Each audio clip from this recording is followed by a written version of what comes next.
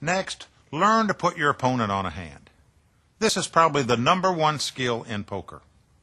By that I mean is, try to figure out what his down cards are. Now you do that in a number of ways. You watch and see how he plays the pot. You see if he's raising, if he's betting on this street, if he's checking on the next street. You try to figure out if he's got a hand or if he's on a draw. Believe me, putting a player on a hand is the vital skill in becoming successful at poker. Just think of this. If your opponent's cards were face up instead of face down, even the most novice player in the world could beat the world champion if they could see his cards. Your job at the table is to try to figure out what your opponent has. Try to guess what his 2 down cards are. And you do that by practicing. And I mean practicing and practicing. Whether you're involved in a pot or not, watch the action and try to guess what a guy has. You'll be amazed at how good you'll get at that skill over time. We talked earlier about position in poker. Remember, we said in real estate, everything is location, location, location. In poker, it's position, position, position.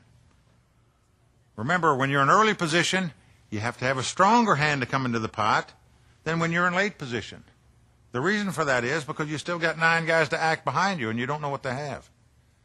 If you're in late position and everybody's folded in front of you, essentially all you've got to get by is the 2 blinds so you can come in with a weaker hand. But playing position successfully is a key to being a winner at poker. Let's talk a little bit about bluffing.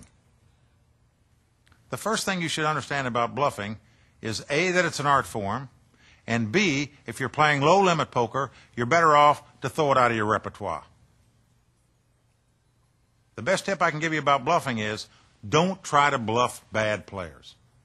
They don't know any better. They're going to call anyway. If you're going to make a bluff, figure out who the toughest players at the table are, bluff those guys. They will lay down a good hand. Another tip about bluffing, don't try to bluff if you can only bet $2 on the river, for example, and there's $40 or $50 in the center of the pot. Somebody's going to call you. So you have to use common sense when it comes to bluffing. Another thing you want to do when you play poker is what we call change gears. That means vary your style of play. You don't always want to play like a rock, real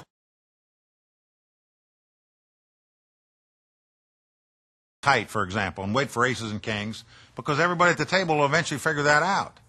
And when you finally come into a pot, you won't get any action. At certain points when you're playing, you want to speed up play a little looser, a little more aggressive, and then you want to flip-flop it and play a little tight, a little solid. Fluctuate your play. The key to being successful at poker is keeping your opponents off balance. Don't let them know what you have. I'm often asked when I travel around, what's the strongest play that you can make in poker? Well, in No Limit Hold'em, I'm very convinced that the strongest play you can make is what we call coming over the top.